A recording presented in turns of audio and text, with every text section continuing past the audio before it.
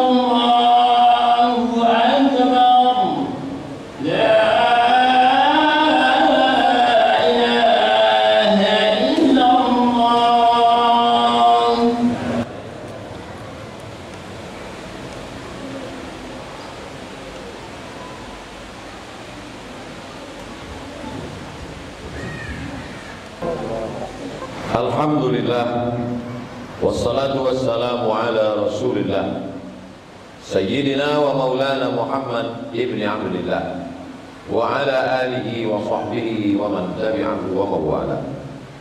Ashhadu an la ilaha illallah wahdahu la sharika lah, wa ashhadu anna sayyidana Muhammadan abduhu wa rasuluh la nabiyya ba'dah. Allahumma salli ala sayyidina Muhammadin an-nabiyil ummi wa ala alihi wa sahbihi wa barik wa sallim. Qala Allah ta'ala fil Qur'anil 'azim wa huwa asdaqul qailin. A'udzu billahi minasy syaithanir rajim. Ya ayyuhalladzina amanu taqullaha haqqa tuqatih wa la tamutunna illa wa antum muslimun. Wa qala ta'ala fi ayatin ukhra, يا أيها الذين آمنوا اتقوا الله وقولوا قولا سديدا يصلح لكم أعمالكم ويغفر لكم ذنوبكم ومن يطع الله ورسوله فقد فاز فوزا عظيما. عباد الله، أوصيكم ونفسي بتقوى الله وطاعته فقد فاز المتقون. Hadirin jamaah Jumat yang dimuliakan Allah Subhanahu wa ta'ala, ada sebagian orang berpikir bahwa manusia ini kalau cukup kebutuhan materinya dia akan bahagia, punya pekerjaan, punya rumah, punya istri dan anak, punya kendaraan, punya simpanan, maka dia pasti bahagia. Apa yang terjadi? Ternyata di kota-kota besar di negara maju seperti Jepang dan Korea, ada satu yang melanda manusia: keputusasaan, kesepian. Walaupun uangnya banyak, walaupun hartanya berlimpah, walaupun rumahnya bagus, walaupun kendaraannya mewah. Sebab apa? Sebab di dalam diri manusia ada jiwa, ada roh, ada sesuatu yang kesepian, kesunyian, karena jauh dari Allah Subhanahu wa ta'ala. Penderitaan manusia modern adalah berakhir dengan bunuh diri, kecemasan, ketakutan, kengerian, kegalauan.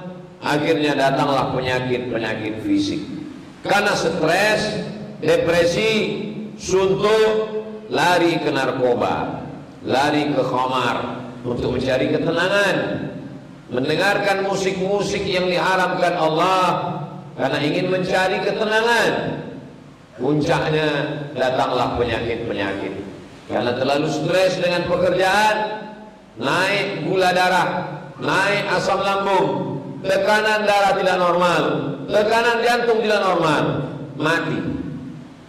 Semua kita akan mati. Kita tidak pernah khawatir dengan kematian karena resiko hidup adalah mati. Yang kita tidak inginkan adalah mati dalam penderitaan. Kita selalu berdoa kepada Allah, walaupun mati, matilah dalam keadaan husnul khatimah, mati dalam keadaan diridhai Allah Subhanahu wa ta'ala.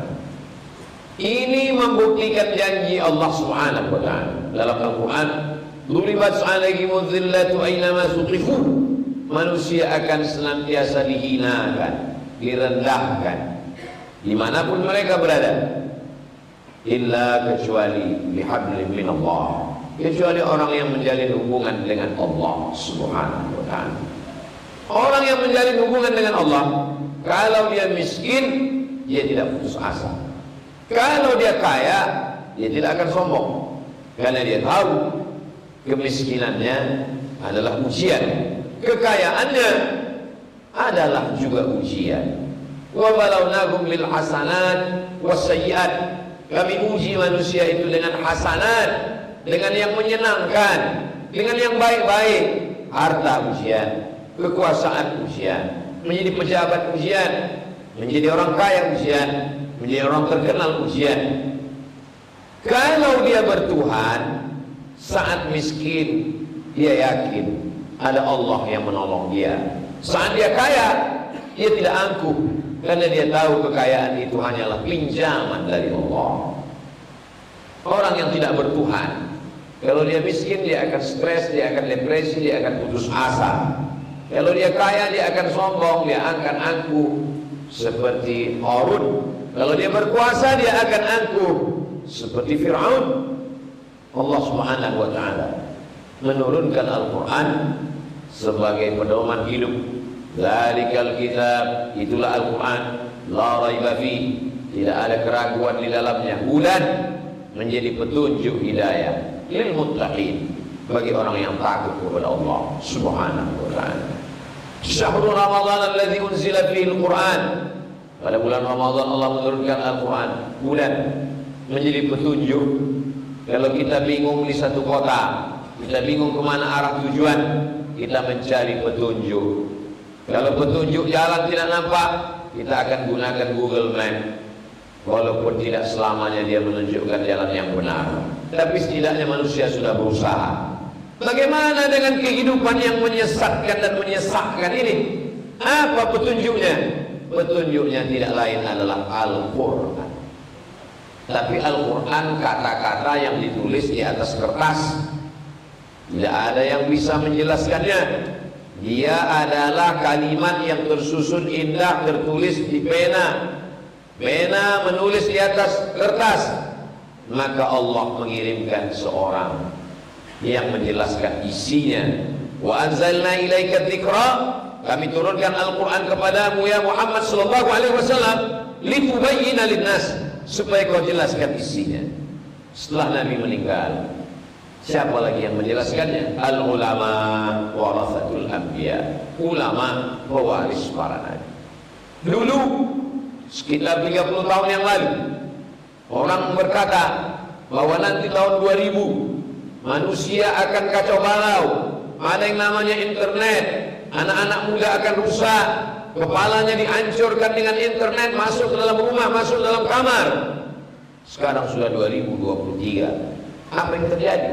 Anak-anak muda masih tetap sholat ke masjid, anak muda masih tetap istiqomah. Bahkan ada gerakan pemuda hijrah, biker subuhan, anak-anak muda yang bergerak di bidang ekonomi keumatan. Mana kekhawatiran orang masa lalu? Mengapa anak muda tahun ini masih tetap sholat berjamaah, masih tetap lomba tahfiz Quran, rumah-rumah Quran bertebaran, pondok tahfiz Quran berserakan, musabaqah tilawatil Quran, tahfiz Quran, tahsin Al-Quran, semua ada di atas muka bumi Allah. Itu menunjukkan ketakutan, kecemasan yang terlalu berlebihan juga tidak baik. Tapi jangan lupa, karena ketakutan dan kecemasan itulah orang tua memasukkan anaknya sekolah agama. Anaknya bisa jadi tentara, jadi polisi, pengacara, dokter spesialis. Dunianya dapat bekerja, pegawai, swasta, pengusaha, ada gaji, menikah, punya rumah, kendaraan. Tapi jangan sampai hatinya hampa dan kosong. Dia tetap mengangkatkan tangan kepada Allah. Jabatannya tidak besar, yang besar itu Allahu Akbar. Hartanya tidak besar, yang maha besar itu hanya Allahu Akbar kabira. Kalau kebetulan posisinya baik, jadi direktur, jadi kepala kantor, jadi kepala dinas, jadi kepala daerah, dipuji-puji orang, dia tidak mampu dengan pujian, karena dia selalu mengucapkan walhamdulillahi katsira. Yang layak dipuji hanya Allah subhanallah, Allah subhanahu wa ta'ala. Kalau dia dikatakan orang kamu suci, kamu bersih, dia sadar dirinya banyak silap, banyak dosa. Dia mengatakan wa subhanallahi bukratan wa asila. Karena itulah bacaan yang diajarkan oleh sahabat Nabi. Allahu Akbar kabira, walhamdulillah katsira, wa subhanallahi bukratan wa asila. Sahabat membaca doa itu. Selesai sholat Nabi bertanya, manil qail? Siapa yang membaca doa itu tadi? Sahabat menjawab, ana, saya yang membacanya ya Rasulullah. Kata Nabi, futihat abwabus sama, terbuka pintu-pintu langit karena doa yang engkau baca. Lalu kemudian sahabat Nabi bernama Abdullah bin Umar bin Khattab, anak Umar bin Khattab, mendengar hadis ini mengatakan, sejak mendengar hadis ini aku tidak pernah meninggalkan doa Allahu Akbar kabira, walhamdulillahi katsira, wa subhanallahi bukratan wa asila. Sahabat membacanya, disetujui Nabi. Nabi membenarkannya, diamalkan sahabat.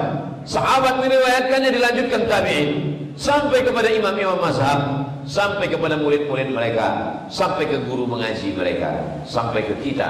Dan kita akan melanjutkannya ke anak-anak muda, melanjut tongkat estafet pejuang bangsa. Mereka akan menjadi pejuang, mereka melanjutkannya ke istri dan anak mereka sampai hari kiamat. Inilah Islam. Islam tidak hanya memandang kehebatan benda materi. Berapa banyak istana-istana masa lalu di zamannya adalah tempat yang paling megah mewah, hari ini hanya menjadi rumah-rumah kayu yang lamu. Tempat-tempat yang hebat di masanya tumbang. Siapa yang kekal abadi? Yang kekal abadi adalah ajaran Islam yang disampaikan oleh para guru-guru kita di masa lalu. Sampai hari ini masih dikenang namanya, diabadikan sebagai nama universitas, dibagikan sebagai nama pesantren. Manusia beramal tidak pernah ingin dikenang namanya, orang lain yang mengingatnya. Harimau mati meninggalkan belang, gajah mati meninggalkan gading, manusia mati meninggalkan nama. Tinggalkanlah nama yang baik-baik, nama kehebatan. Berapa banyak artis, berapa banyak pejabat, berapa banyak orang kaya hilang. Kalau ada orang kaya, namanya akan dihilangkan oleh orang yang lebih kaya. Kalau ada artis terkenal, namanya akan hilang dengan orang yang muncul lebih terkenal darinya. Tapi yang tidak hilang adalah catatan malaikat. Orang yang dekat dengan Allah, tidak mudah dia berputus asa, karena semuanya sudah diserahkan kepada Allah. Inna salati wa nusuki wa mahyaya wa mamati lillahi rabbil alamin. Orang yang merasa dirinya tinggi, kalau dia melihat ada orang yang lebih tinggi, dia susah hati. Orang beriman tidak pernah merasa tinggi, karena yang paling tinggi Allah. Dia tempelkan keningnya ke lantai, lalu dia katakan subhana rabbiyal a'la, maha suci Rabbi, Tuhanku, a'la, yang maha tinggi. Dialah yang paling tinggi. Aku rendah, aku tidak ada apa-apanya. Aku lebih rendah daripada debu yang menempel di sendal ashabul kahfi. Innahum fityatun amanu bi rabbihim wa zidnahum huda. Mereka anak-anak muda yang mempertahankan imannya, masuk ke dalam gua, tertidur 309 tahun. Mungkin kita yang hari ini merasa hebat, dipuja dan dipuji, belum senilai dengan debu yang menempel di sendal mereka. Kita tidak pernah merasa diri hebat, kita tidak pernah merasa diri lebih tinggi, lebih mulia. La yadkhulul jannah, tak masuk surga. Man kana fi qalbihi, siapa yang dalam hatinya mithqal habatin min khardalin min kibrin, ada sombong walaupun sebesar biji sawi. Kalau kita wariskan Islam ini ke anak-anak kita, mereka tidak akan berebut harta warisan. Mereka tidak terlalu mabuk dengan dunia. Berapa banyak orang meninggalkan tanah, akhirnya anak hanya menjadi tukang jual tanah. Berapa banyak orang meninggalkan harta, anak keturunan menjadi tukang jual harta. Tapi berapa banyak yatim piatu, tidak beribu, tidak berbapak, ayahnya tidak ada, berangkat dari nol, akhirnya menjadi orang yang berhasil. Universitas yang paling berhasil mendidik adalah universitas penderitaan. Biarlah anak-anak itu tinggal di pondok pesantren, sulit tidur, sulit makan, kurang kasih sayang, air matanya meleleh. Dari air mata itu tumbuh benih-benih semangat perjuangan. Anak-anak yang tidak pernah susah, tidak pernah tumbuh perjuangan dalam dirinya, manja, semuanya bersandar kepada orang tua. Ketika orang tua mati, semangatnya pun mati, putus asa. Wariskanlah Islam. Allah tidak pernah menyuruh kita menanamkan Islam ke dalam diri anak-anak kita. Ma min mauludin illa yuladu ala fitrah. Semua anak yang lahir itu sudah Islam. Lalu yang merubahnya siapa? Fa'abawahu, kedua orang tuanya, yuhawidanihi, merubahnya jadi Yahudi, ayu nasranihi, merubahnya jadi Nasrani, ayu majisanihi, merubahnya jadi Majusi. Kenapa orang tua hanya merubahnya jadi Yahudi, jadi Nasrani, jadi Majusi? Kenapa tidak ada hadis mengatakan orang tua merubahnya jadi Islam? Karena anak itu sudah Muslim, anak itu sudah berjanji di hadapan Allah. Saat Allah bertanya kepadanya, wa idz akhadha rabbuka min bani adama min zuhurihim dzurriyyatahum wa asyhadahum ala anfusihim. Wahai Ruh, wahai semua anak keturunan Adam, alastu bi rabbikum, bukankah aku ini Tuhan kamu? Semua roh menjawab, bala syahidna, kami bersaksi, engkaulah Tuhan kami. Antaqulu yaumal qiyamah, tapi nanti pada hari kiamat mereka akan berkata, inna kunna an hadza ghafilin, kami lalai, kami lupa, kami mabuk, kami sibuk dengan dunia. Tinggalkanlah ilmu. Taraktu fikum amrayn, kutinggalkan pada kamu dua perkara. Inta masaktum bihima, kalau kamu pegang yang dua ini, lan tadillu abada, selamanya kamu tidak akan sesat. Kitab Allah Al-Quran, masukkan anak kita ke TK, Quran SD, Quran SMP, Quran SMA, Quran menghafal, Quran membaca, Quran mengajarkan Al-Quran, memahami Al-Quran, musabaqah tilawatil Quran. Tapi Al-Quran tidak bisa menjelaskan dirinya. Wa sunnati, sunnah hadis Rasulullah. Berapa rakaat salat? Zuhur 4 rakaat, maghrib 3 rakaat, 2 rakaat isya berbunyi, 2 rakaat tidak bersuara, subuh ada Quran atau tidak? Itu tidak ada dalam Quran. Itu dijelaskan oleh hadis-hadis Rasulullah sallallahu alaihi wasallam.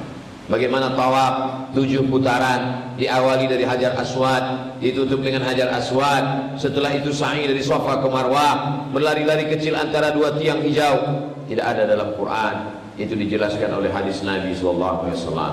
40 ekor kambing, 1 ekor zakat, 52 kilogram beras bersih. Itu kalau dia tidak hanya menunggu hujan dari langit 10%, tapi kalau ditanggung biaya operasional oleh petani 5%. Itu hanya ada dalam hadis Nabi Muhammad sallallahu alaihi wasallam. Jangan pisahkan Al-Quran dengan hadis. Jangan sampai dia tidak dibekali pendidikan agama sampai masanya dia haus. Orang yang haus akan meminum air apa saja. Sampai masanya dia akan lapar. Anak-anak yang lapar akan memakan apa saja. Jangan biarkan akidahnya kering. Jangan biarkan keyakinannya kosong. Seandainya dia menyasar salah jalan, dia akan tahu kembali pulang. karena dia tahu jalan kebenaran, karena dia sudah disekolahkan agama. Alastu bi rabbikum, kata Nabi Yakub, kalau aku mati nanti, ma ta'buduna min ba'di, kata Nabi Yakub, apa yang akan kalian sembah sesudah aku mati? Masalah makannya Allah menjamin. Wa ma min dabbatin fil ardi illa 'ala Allah rizquha. Segala yang melata di atas muka bumi ini dijamin Allah rezekinya. Tinggalkan keterampilan, jangan tinggalkan ikan, tinggalkan mata kail pancing. Kalau ditinggalkan ikan habis, dia akan mencari. Tapi kalau ditinggalkan mata kail pancing, dia akan memancing, dia akan mendapatkan ikan yang baru. Boleh jadi hasil dari pancingannya dia akan membeli pancing yang baru, usahanya akan maju. Dan kalau dia kaya, dia akan membangun masjid, membangun pondok pesantren, mengalir pahalanya. Meninggalkan harta baik tidak salah, tidak boleh meninggalkan semua harta lalu tidak ada satupun yang diwariskan. Anta da'a warathataka aghniya, kau tinggalkan anak harta warisanmu dalam keadaan mampu, khairun, lebih baik min anta da'akum 'allatan, daripada kau tinggalkan mereka miskin, susah melarat, yatakaffafun 'alan nas, minta-minta. Tinggalkanlah harta warisan untuk modal hidup mereka. Tapi jangan sampai karena ingin meninggalkan harta warisan menghantam halal haram, korupsi, nepotisme, akhirnya harta itu hanya menjadi musibah buat mereka. Kita semua akan mati menghadap Allah. Tinggalkanlah mereka dalam keadaan beriman. Mereka yang dulu saat lahir kita bisikkan la ilaha illallah, kita ingin saat kita pergi meninggalkan mereka, mereka juga lah yang membisikkan ke telinga kita la ilaha illallah Muhammadur Rasulullah sallallahu alaihi wasallam. Barakallahu li wa lakum fil Qur'anil azim wa nafa'ani wa iyyakum bima fihi minal ayati wa dzikril hakim wa taqabbala minni wa minkum tilawatahu innahu huwal ghafurur rahim. Allahumma salli wa sallim wa barik ala sayyidina Muhammad wa ala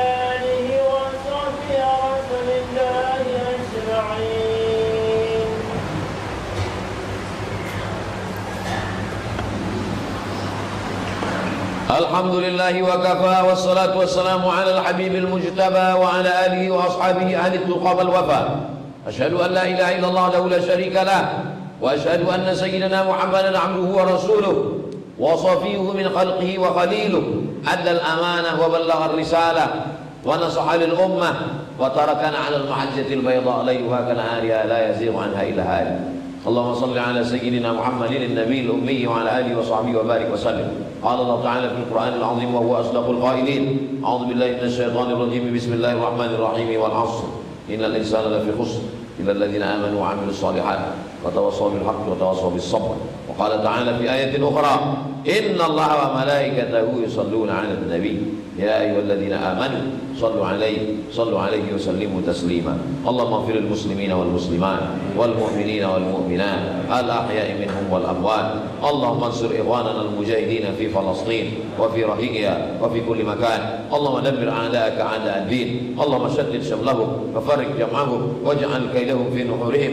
اللهم زلزلهم زلزالا شديدا. اللهم دفع عنا الغلاء والوباء والفحشاء والربا والزنا والمنكر والسيوف المختلفة والشدائد والمحن ما ظهر منها وما بطن من بلدنا هذا إندونيسيا خاصة ومن بلدان المسلمين عامة. عباد الله، أوصيكم ونفسي بتقوى الله وطاعته فقد فاز المتقون.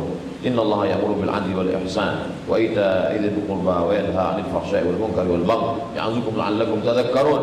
فاذكروا الله العظيم يذكركم واسألوه من فضله يعطكم ولذكر الله أكبر والله يعلم ما تصنعون. أقم الصلاة. الله أكبر.